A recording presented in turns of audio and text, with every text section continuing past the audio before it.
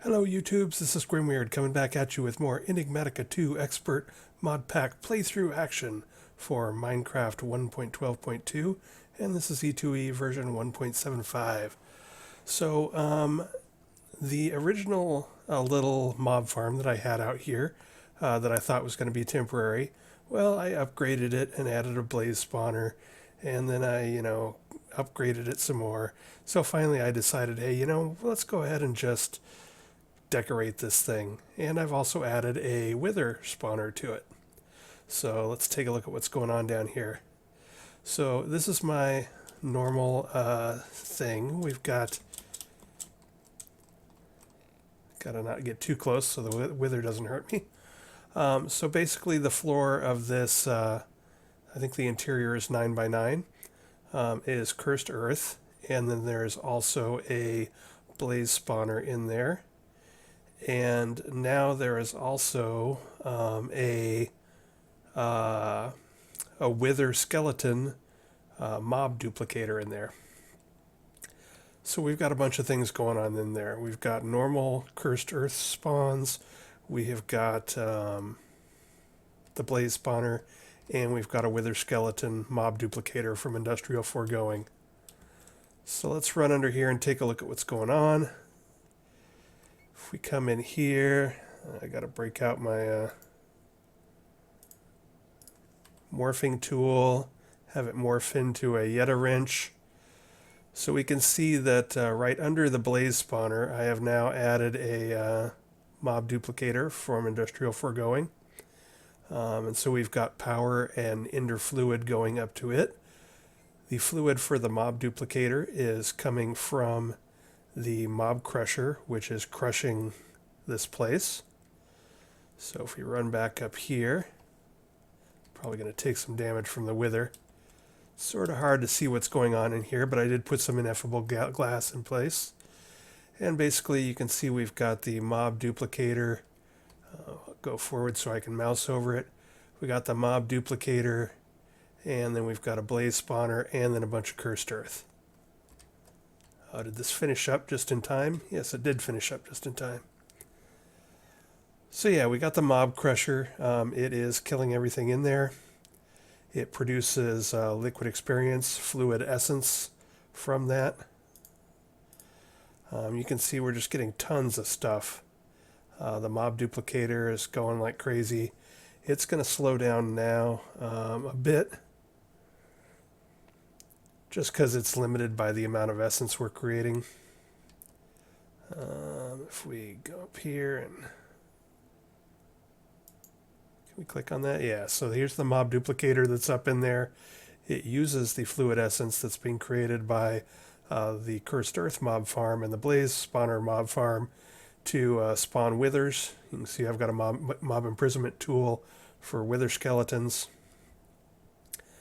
So that's all going on.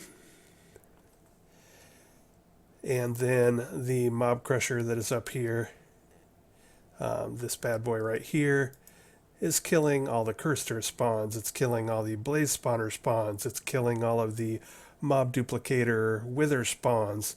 It's just killing everything.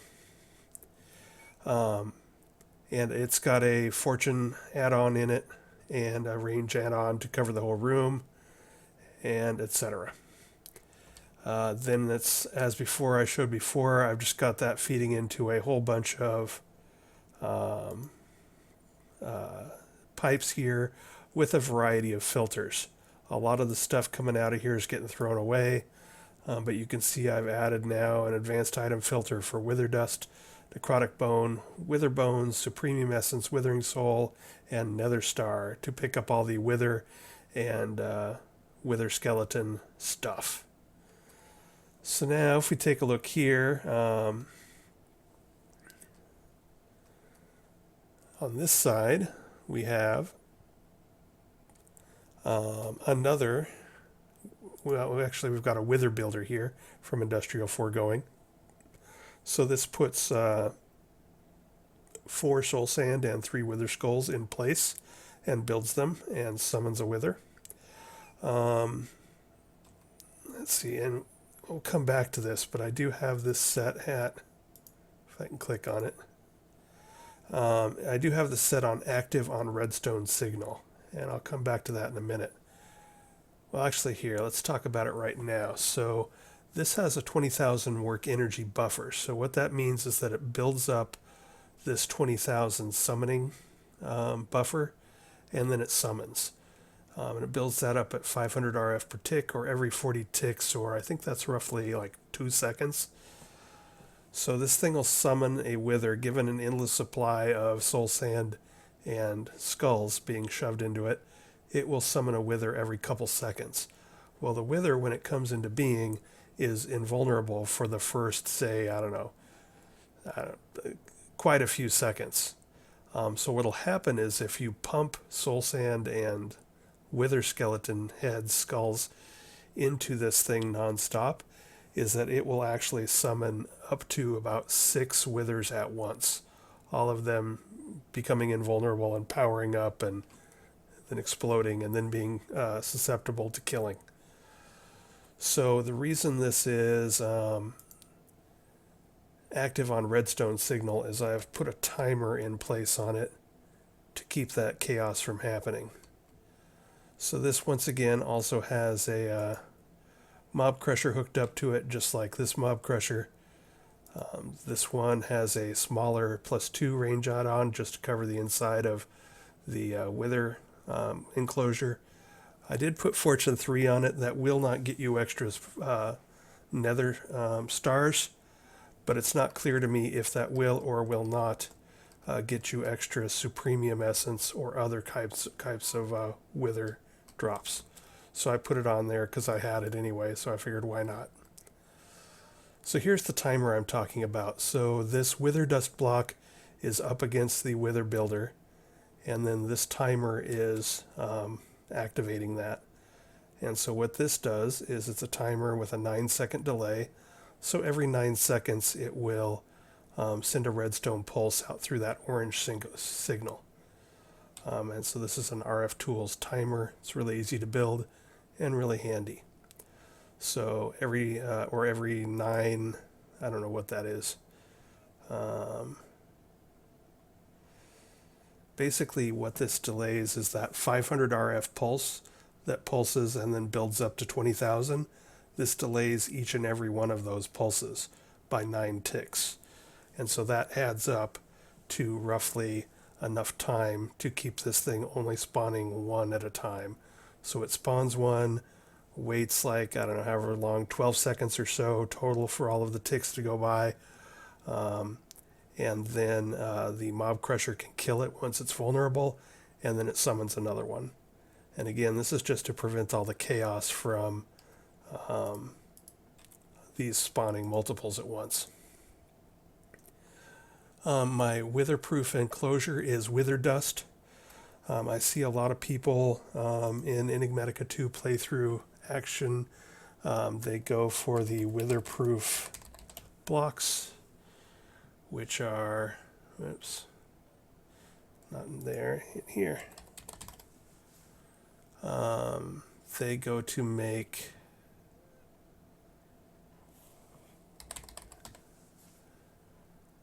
these bad boys, and these bad boys are pretty expensive in that they require a bunch of grains of infinity and dark iron bars and obsidian, etc. to make. You need about 144, I think it is, blocks or so to make your 5x5x6 wither enclosure. And so these are pretty expensive. And what I don't think is understood or recognized by some people, because it doesn't say so, is that the wither dust, so if we look at wither dust,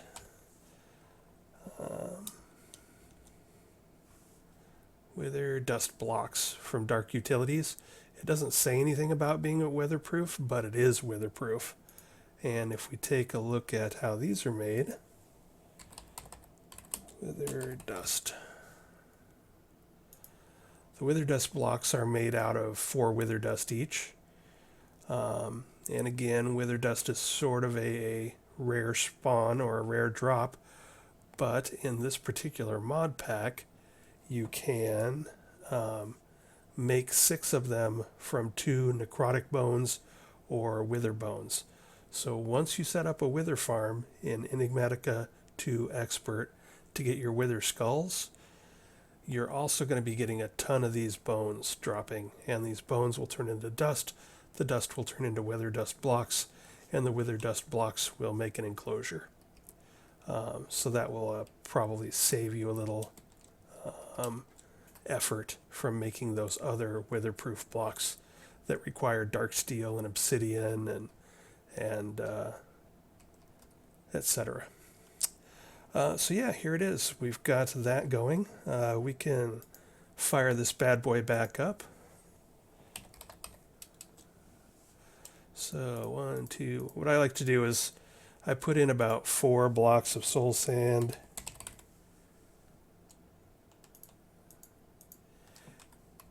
And about 3 skulls at once, because this is the proper ratio. So skull, skull, skull, sand, sand, sand.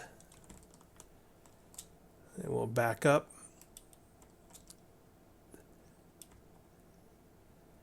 And there you can see it summoned. I did put some witherproof glass, which is more expensive, but I had the material. And then it dies. And it pauses for a while, and then a new one comes up.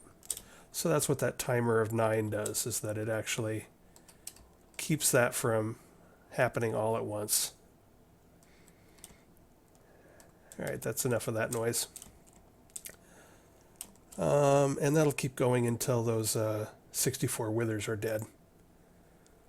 And I think all of this is working because I now have 418 Nether Stars.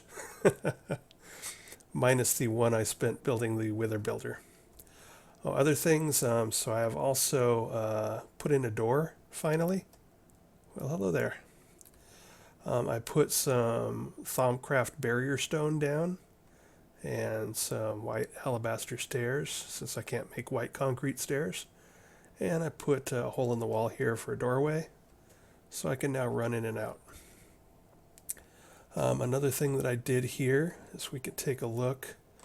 Now that I've sort of gotten a feel for, let me find a place to land before I run out of Ring of the Squid.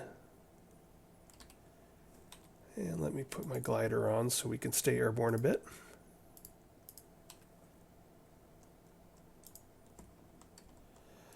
So as you can see, I've sort of made the lighting of the base more symmetrical. I've tried to put it, since these act as these glow panels that I have down there act as sort of speed bumps that both that basically they knock me out of the concrete run speed buff. So I tried to put them off along the walls more, but still have good coverage. If we turn on F7 to look at you can see I have some windowsill there that in theory could spawn something. Although I have peace candles here, so nothing can really spawn, but it's still good practice, I think, to make sure things are lit up. But anyway, so I've got the lighting there.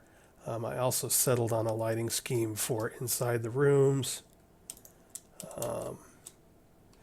So I had done them in a variety of ways. I had lights along this upper part here. I had lights on the ceiling. I had lights all over the place on the floor. So again, just to sort of not interfere with my run speed bump with these run speed with these little bumps in the road, I've sort of moved things to just having them along the bottom of the walls and then in the center. So I've sort of standardized how I've had them, not on the ceilings and as little as possible on the floors. I moved my charge pad and my Ender.io facade painting machine in here. I moved the pulverizer up to its home in my thermal expansion room. So I've now got 2 pulverizers hooked up to my ME system. They're all good to go now. So I've cleared out the center, and I have a temporary new addition to the center, which is an extra utilities Terraformer. So this is something I've never tried before, but I'm gonna, because it might be cool. One of the problems I'm having with the steppe is that it rains all the time, and that's annoying when you're trying to do astral sorcery. So I was thinking about maybe just having a teleport off-site to an astral sorcery area out in the desert or something. But I would sort of like to keep it local, but I'd sort of like to get the rain turned off here. So there's a handful of biomes that are considered dry where they do not rain or snow. And so what I did was I made some of these biome markers from extra utilities. Now if we take a look here, biome markers are not listed in JEI, but the recipe is the blank biome markers are magenta dye in the four corners, iron in the four cardinal directions, up, down, left, right, and then a sapling in the middle. And that makes a blank one. And then what you do is you take these and you click them on the ground, take the blank ones and click them on the ground in a biome, and it assigns it to a biome. So this one is assigned to desert. So if we take a look, I went and collected some biomes from the Mesa Plateau, Outback, Oasis, Desert, etc. And then the one I've got in here is Savanna. This is the one I'm going to settle on. And what I'm going to try and do is turn my steppe biome for probably like, I don't know, maybe like even a 64 block radius into a savanna so it will stop raining. And if we take a look at the map, let's do this.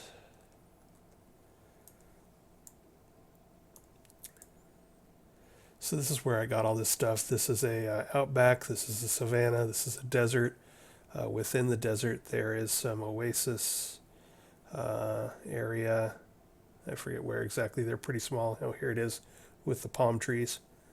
And then also Mesa Plateau and Mesa. So all of this stuff is dry and it doesn't rain in here supposedly. But it also controls the grass color. And so I've decided to go with Savanna for two reasons. One, the grass color is reasonable. And then two, it's the closest to steppe. So when you put these in here, let me pull out another one of those things. Let's pull out, and not that one, Oasis. I sort of wanted to use Oasis because the grass is a pleasant color of green, but I'll show you why I'm not going to do that. So when you put these in here, going from steppe to savanna requires a certain amount of auxiliary climate changing things. So dehumidifiers or humidifiers and heaters or coolers to change both the humidity and the temperature of the biome. And so if we look here, I'm going to need for the savanna, I'm going to need 6 heaters to make it a bit hotter, and I'm going to need 6 dehumidifiers to make it drier. So that's why I've got the 6 and 6 placed to the left and right here. If we take a look at the Oasis, I needed 24 humidifiers to make it much wetter, which it's going to be a lot wetter, but it's not going to rain. It's sort of weird. And then also 18 heaters to make it a lot hotter. So that's going to take a lot more humidifiers and heaters, and also a lot more fuel for the humidifiers and heaters. So that's why I'm not going with that, even though the grass is a better color in the Oasis. And similarly in the desert, it's only going to take 2 dehumidifiers, but it's going to take 18 heaters. The best fuel for the heaters is blaze rods. I do have a decent amount of blaze rods thanks to the monster farm we just looked at, but still I don't want to fill up 18 of these bad boys. So that's why I've settled on savanna. If we take again a look at the map here, this is the color of the savanna grass, and it's pleasant. It's, I prefer more like the plains color of grass,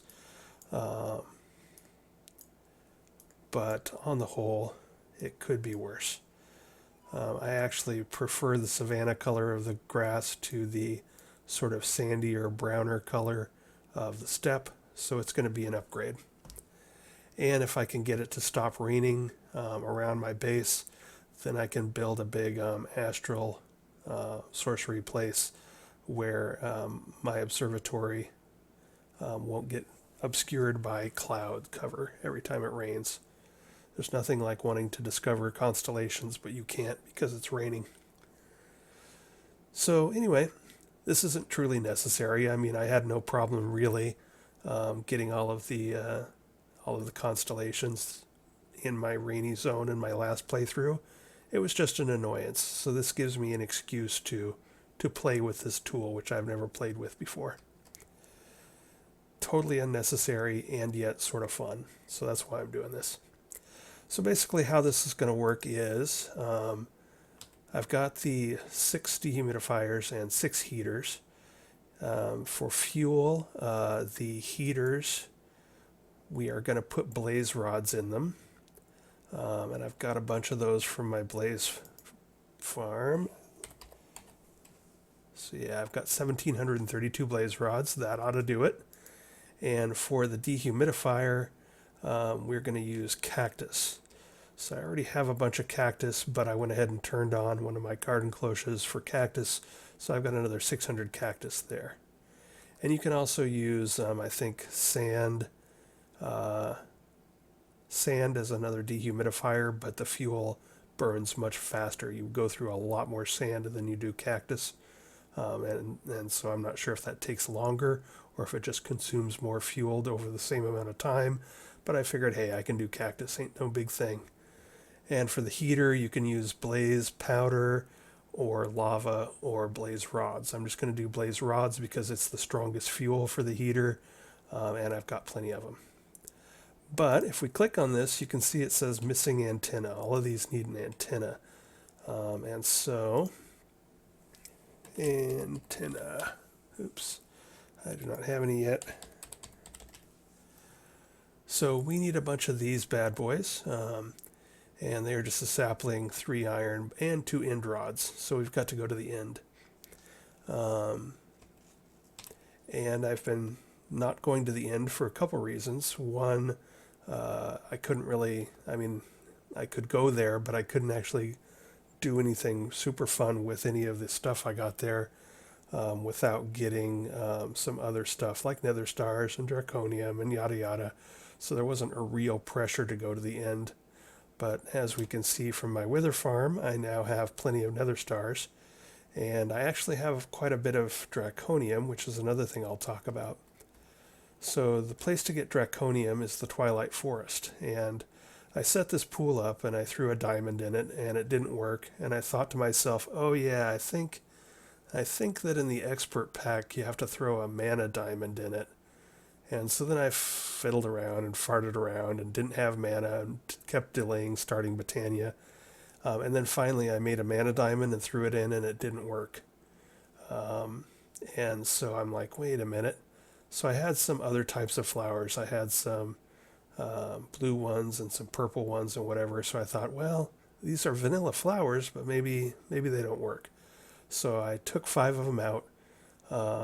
And put 5 back in. And when I did that, I realized, oh, I was missing a flower. So my first attempt with the diamond and my second attempt with a mana diamond, there were only 11 flowers around here. Back when I started this game, I think each flower was centered in the block. And now that they sort of wander all over the place when you place them, it just sort of confused me. So I only had 11 flowers around the pool early on when I first made it instead of 12. And so once I put 12 flowers there and I threw in a diamond, all it took was a diamond, it opened up. And so I could have done this a long time ago, but silly me, I didn't. So let's take a look here. I'm not going to spend a ton of time in the Twilight Forest. Oh, what the... Ambushed. How rude. I'm not going to spend a bunch of time in the Twilight Forest because there's just really not a big reason for me to for this mod pack. I dabbled a bit in it for the last one. But yeah, I'm not going to spend a ton of time here. But just to show you what I zoned into, when I zoned in here, a bunch of red dots, monsters showed up.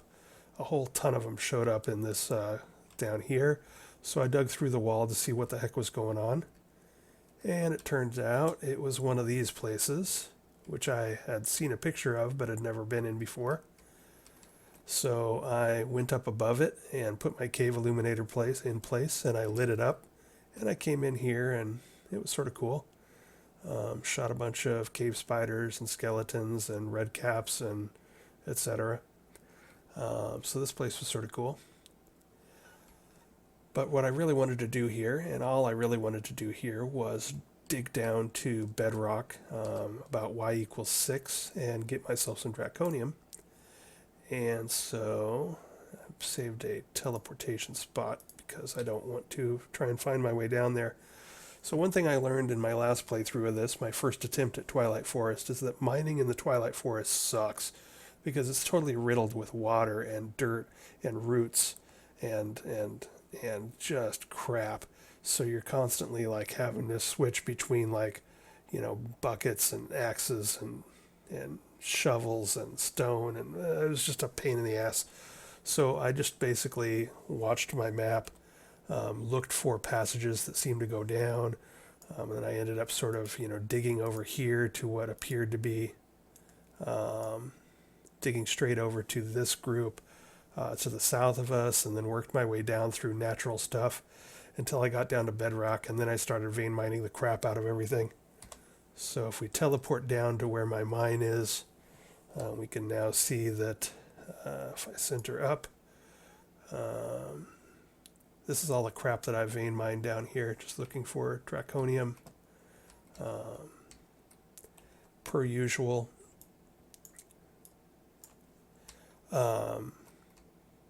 I just like to vein mine. But you can see what a mess it is down here. We've got dirt, we've got wood, we've got stone, we've got water. It's just a mess. And so I just wanted to come down to a reasonably open place that wasn't too wet, which ended up being, right in here somewhere. And then I just picked a direction that looked semi-dry and started going to town. And this is a case where if we take a look at the scanner, people know I'm a fan of the scanner. And where is it? Scanner. Here it is. One of the things I did on the first block I saw of draconium, I took my lithium card, because I don't really need a lithium card now because I can just sieve for lithium, and I right-clicked the card on a block of draconium, put it back in the scanner, and now, boom, I can scan for draconium. And you'll notice that it's all right at about Y6 through 8. So if we take a look around here, this allowed me to sort of go wherever I saw them.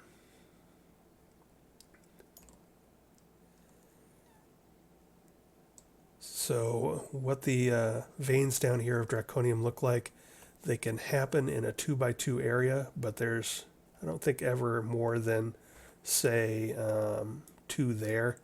Even if the scanner looks like it shows, a block of 4 draconium, there's not really 4 draconium there. But now you can just sort of run through here and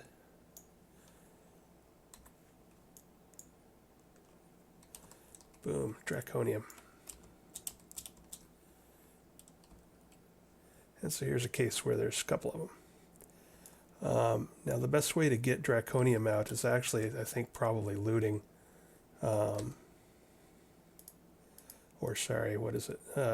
Luck 3 on a pick is a good way of processing it. I think when you try and pulverize the stuff, if we look at the uses, smelting it will only get you 1.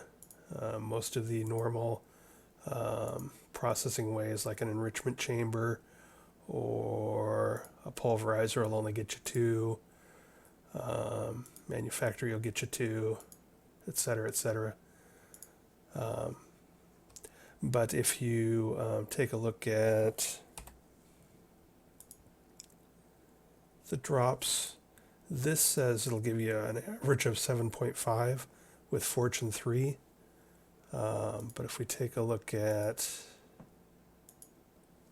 yep, I guess that's what I was wanting to look at. So anyway, it's hard to tell. I think I opened up several of these and I didn't kit that. And somewhere else here, I think I saw that Fortune 3 gave a different number. But bottom line is, I still got an average of about 5.5 or 6 draconium dust when I broke it with a Luck 3 pickaxe. So anyway, I've now got a decent amount of draconium, definitely enough to get me started. And all I really needed was enough to make a deep dark portal, which, if we head back to the base,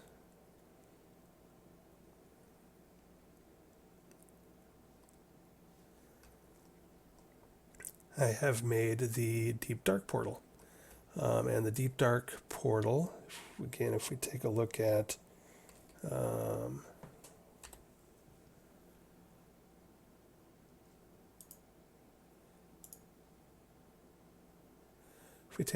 where this spawns, in the deep dark, it drops at about a 0.06, 0.05, 0.03 range over about 3 or 4 depths. Whereas if we take a look at Twilight Forest, it's much narrower and it's much lower. So basically, if we go to the deep dark and go down to the bedrock area, we'll have a better chance of getting more stuff. That is assuming that we actually need it before we get the vein miner jazzed up.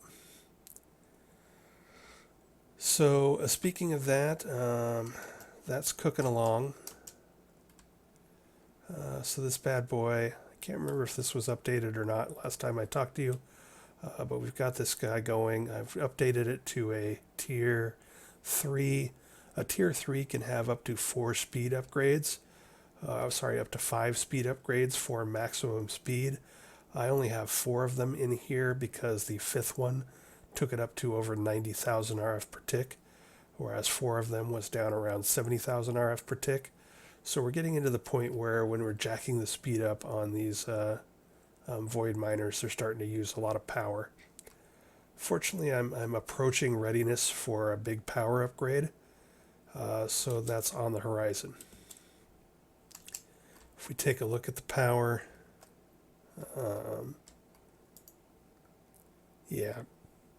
with the 4 speed upgrades, we're using just under 70,000, and I turned my UU matter off in favor of a fast void miner because I have plenty of UU matter for now.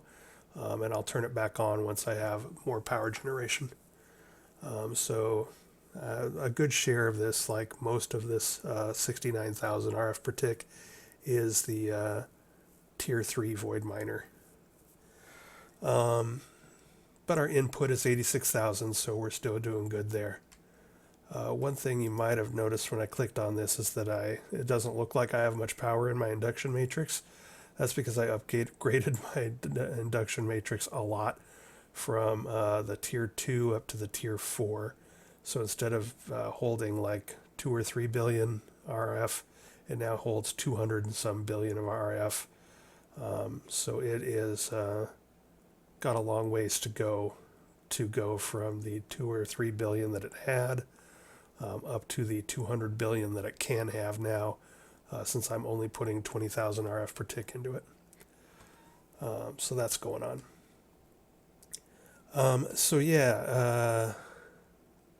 That's all the stuff I've been doing. Fixed up the lighting, put in a doorway, fixed up an added wither skeleton capability from a mob duplicator to the mob farm. Then I added the mob boss, or the wither boss spawner, and went to the Twilight Forest and did some vein mining. And I haven't gone to the deep dark yet, but I will probably do that shortly. And I looked into changing the biome just for kicks and giggles. Completely unnecessary, but sort of fun. It'll be sort of entertaining if I can pull this off and make it stop raining here and make the grass a little bit greener. So anyway, I wanted to pause, and I'm going to keep playing and add some more to this this episode over the next 12 to 24 hours. But this is where I'm at right now, and the reason I wanted to do this now is because I'm going to go chase down the stronghold and find the end portal, and I'm going to go do the end dragon fight, because I have Nether Stars, so if I can go get some dragon breath, then I can finally make my angel ring, I think. Let me double check that. Angel ring. So I need to go get an elytra. I've got Nether Stars now, so I can make an Ender Star. I can make gold plates. I can make gold apples. I got a Ring of the Flying Squid. Ethereal glass. I can make that. So yeah, basically I need to go to the end and get an elytra, and I need to get Dragon's Breath, which is the purple particle effects from the Ender Dragon's Breath. You click on it with an empty glass bottle to get that. And now I also want to get ender rods for my missing antennas, because I'm going to need 24 end rods for antennas. And then finally, for my sieve on the diamond mesh,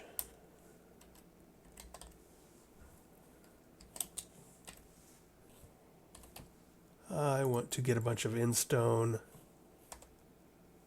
so that I can do this recipe. I can do compressed ender gravel and pick up a bunch of this stuff. I have a ton of ruby because that's what spawns underneath me, and I think I've got a bit of peridot and a bit of sapphire. Sapphire from Ice Dragon layers, peridot from some mining that I did in a different biome. Amber I've got, but I don't have any topaz. I don't think I have much tanzanite, and I have no malachite, and I'm going to need some for a couple recipes in the future. So I'm going to grab some endstone too. So what I'm going to do right now is I'm going to track down the stronghold, and I'm going to set a teleportation point there, and then probably I will cut here and then show you guys the end dragon fight. So how I'm going to handle the end dragon fight, I've only fought the ender dragon once, and I did it with an angel ring already in hand, so it was pretty easy. I'm a little less confident about doing it without creative flight, but you sort of need to do it to get creative flight sometimes. So I'm sure it's easy to do. I just haven't done it. So what I'm going to do is I'm going to combine the air charm, which I've gotten 2 or 3 of these from loot chests from dungeons, and I think these all came from dungeons. But when you right click this on, you don't descend unless you sneak. So between the Ring of the Flying Squid, which will let me to go up with the spacebar, and then this, I won't go down until I hit shift. So I think this combination will keep me airborne enough to run around and kill all of the points on top of the pillars without too much trouble. And then the last thing I just need to do is I got to figure out how to get it to shoot me near the ground, so there's some of that particle effects for the dragon breath that I need to collect. So I'm going to go find the end portal, and if there's a runtime available in this episode when I'm done, maybe I'll tack the Ender Dragon fight onto this episode. Be back in a second. Alrighty, I right-clicked Eyes of Ender and followed where they led me, and they have led me far, far, far away from my base, way up in here, to roughly there, which is where I started losing the Ender, or the Eyes of Ender in the trees. So I've set up a cave illuminator and gave it a bit of time, And I'm going to dig down and see what we've got. I should also break out my scanner. Make sure it's set for chests, because there's usually chests in the stronghold near the inner portal. So we can do that real quick.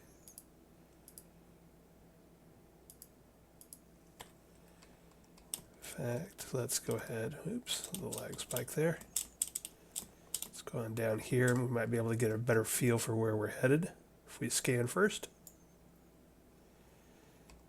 And there's a whole bunch of chests back there. That actually looks like a dragon's lair. Not that I would necessarily know what a dragon's lair looks like. But now I've got to check, because, well, you know, it's me, Dragon Hunter.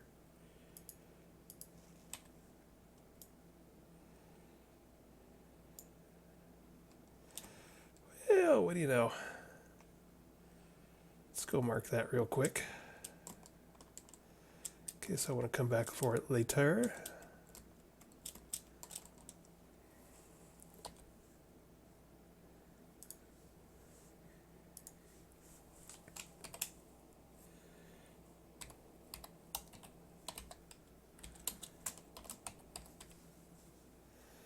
And that's a fire dragon.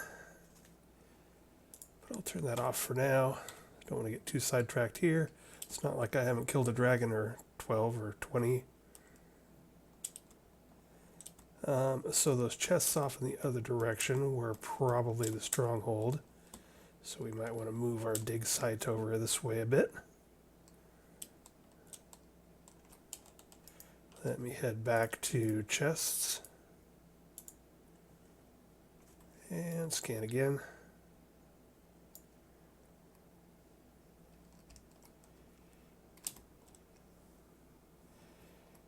And somewhere down here.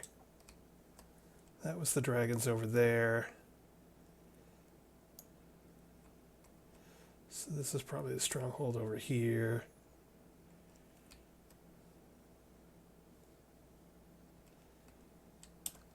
Oh well, we'll just dig down. It's down there somewhere. And I will be back in a bit. Okay, I've ran around and picked up a bunch of chests here. Got a bunch more air charms and wing charms and void charms, all of which could come in handy. I've already got some, but it's nice to have spares. Checking the map, thanks to the cave illuminator, all this is lit up. And there's the room I'm looking for, over there, I believe. So I'm going to head in that direction. And here we are. I can't remember if silverfish do anything, but there was a silverfish spawner here, so I went ahead and cardboard boxed it to save for later, just in case. But yes, we have reached our destination. So I'm going to go ahead and send a bunch of the stuff back to my base. Got a bunch more summoning pendulums, more charms, a variety of junk, some iridium shards. Send all that stuff back. And let's see. Is it Eyes of Ender that you put on these?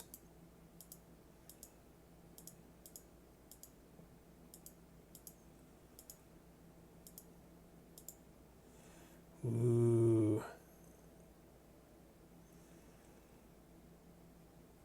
Alrighty, I'm going to go ahead and set a teleport spot to here. So I'm going to go ahead and map this Osgulglass brown magic handled sign to teleport to, let's get rid of that, set it to teleport to there. I always like to double check.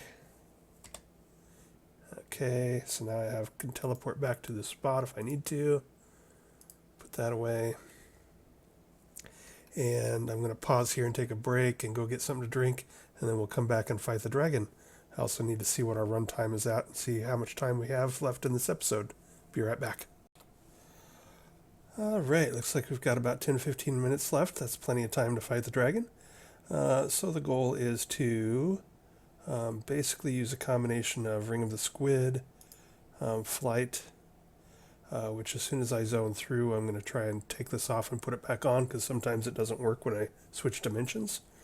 And then also I'm going to turn on my air charm so that I basically will not fall. So if I go up with the squid ring, I'll stay up with the squid ring unless I sneak to descend. So that should allow me to get up to the level where I can shoot those beacons that heal and protect the dragon, and etc.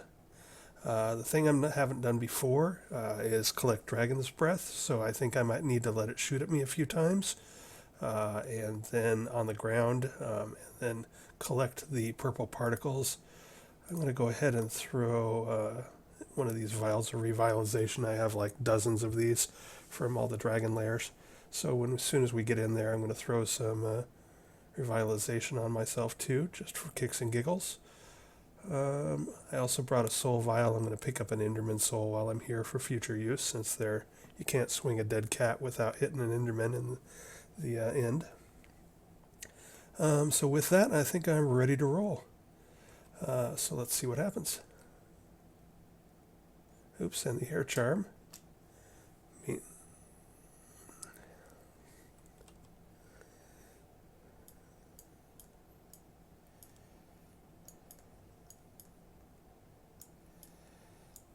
Alright, I don't know where I am.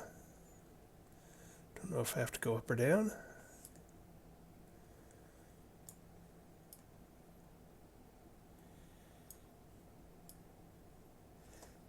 There's a dragon.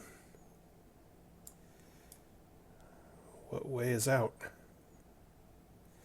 This is only my second time doing this, so pardon me if I'm a little clueless here.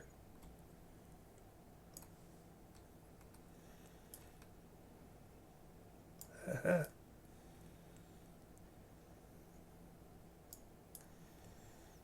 open this up, get ourselves some room to maneuver.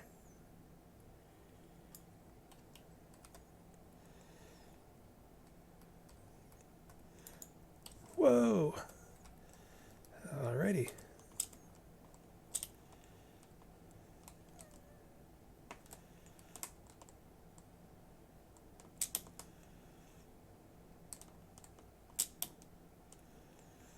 Seem to be climbing very well, probably because I need to reset my ring. There we go.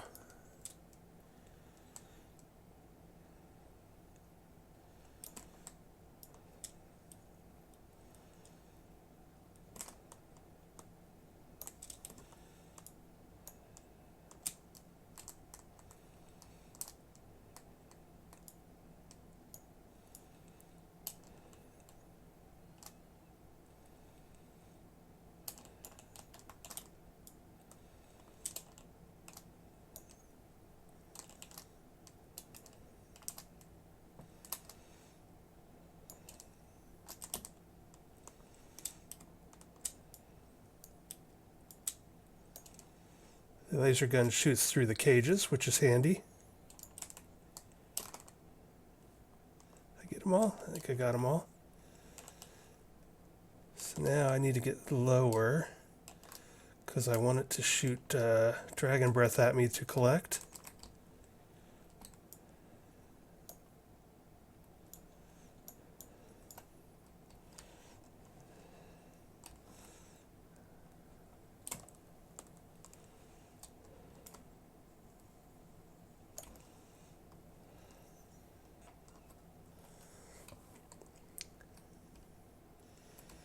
Alright.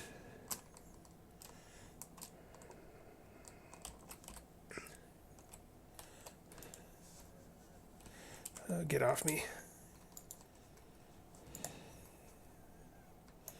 Well, there's some stuff. I just got to get rid of this guy. Thank you.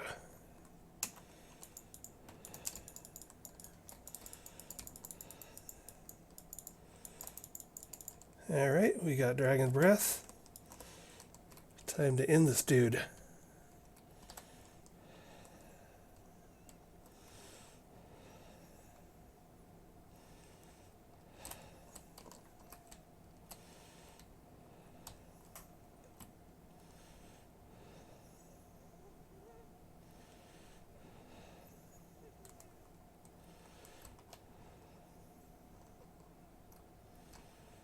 Come on.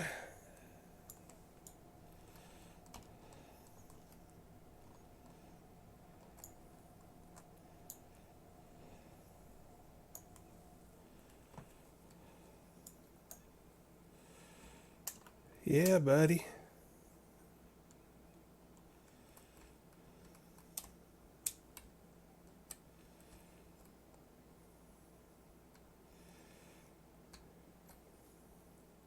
Good to go.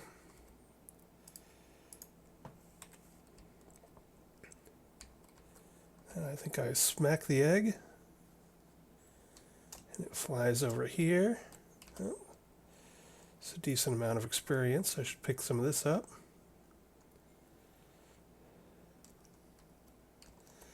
So I need to dig now under this, I believe, if I recall correctly. And put down a torch.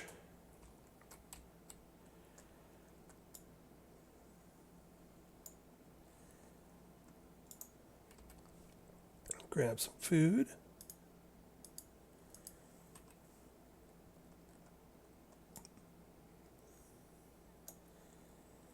All right. Now drop the egg on the torch and pick up the egg. Dragon's breath. No, we got Ender air, not dragon's breath. Gosh darn it. That is not cool. Not cool at all. I messed something up. Arg. I should have double checked before I killed him.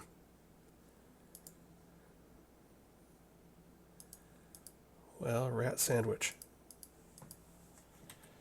So we missed dragon breath, so now I gotta figure out how to respawn the ender dragon, probably, to ever make an angel ring. So, okay, well, that did not go quite as good as I had hoped. The fight was fine. It was the getting of the dragon breath that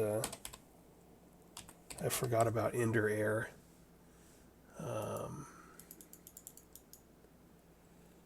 So we are not able to make the ender star that we need to make the angel ring. That is disappointing. But it's not the end of the world. We can recover. We can respawn the guy somehow. I've never had to do it, but we can do it. So we shall figure it out.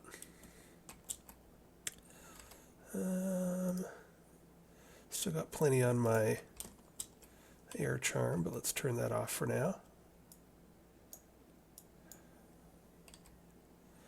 While I'm here, I'm going to remember to go ahead and get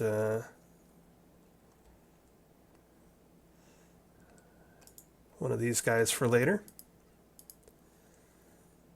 Alrighty, so other things that I want. I would like to go ahead and get... I might dig around and see if there's some ender amethyst around. There are a few little recipes that might require ender amethyst.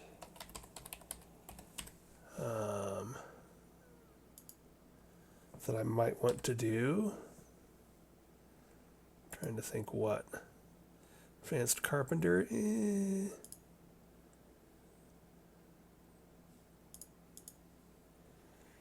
Maybe I don't need it quite yet.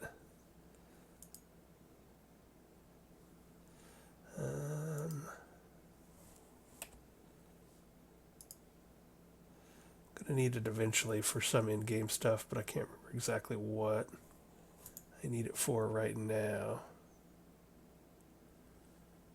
If anything. Oh, Ludicrate. That's what I used it for last time. In my last playthrough, I made it far enough to want to make some Ludicrate so that I could do some of this stuff. But yeah. So I might look around, get some of that if I find it. I might go to an Ender City. I want to get some End rods so I can make the antenna for my Terraformer to try and turn my Steppe biome into a Savanna biome. Things like that. But we're probably about out of time for this episode. So you guys have probably seen people do the end cities before. I'm just gonna, with the laser gun, it's real easy to kill shulkers because you can shoot them through walls. So I can gun them all down before I even get around to them. So it's mostly just going to be flying around collecting shulker shells and collecting end rods, so that gets pretty boring. And I need to find a couple of elytra. So I'm going to probably do that off camera, and next time we will take a look. Between now and next episode, I'll also have to look into how to respawn the dragon, or how other ways to get dragon's breath, since I apparently missed it. I thought I was doing the right thing, but all I got was a bunch of ender air, which I'm not even sure if I need ender air for anything.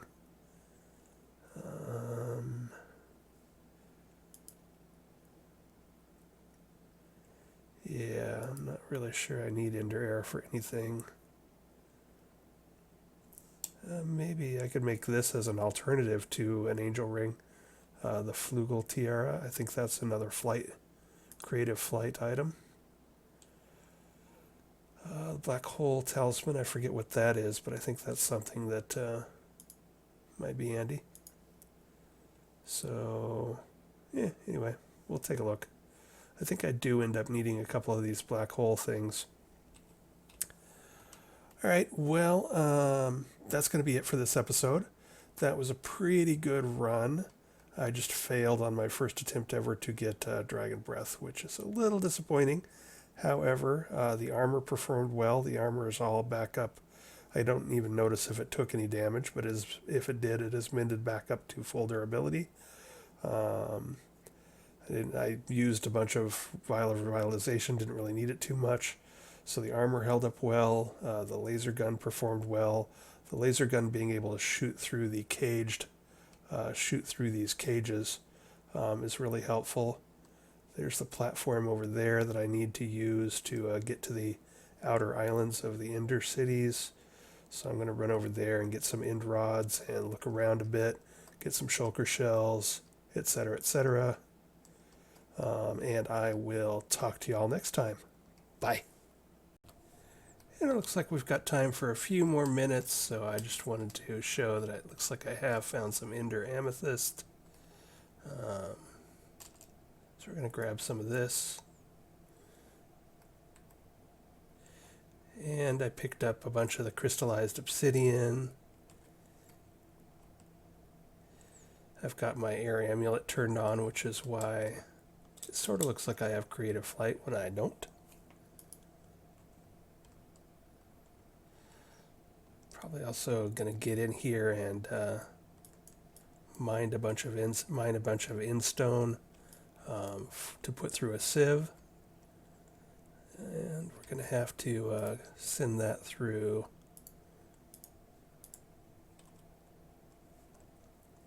Well, first of all, let's put some of it in our dank null.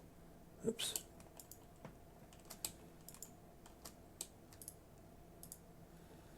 There we go.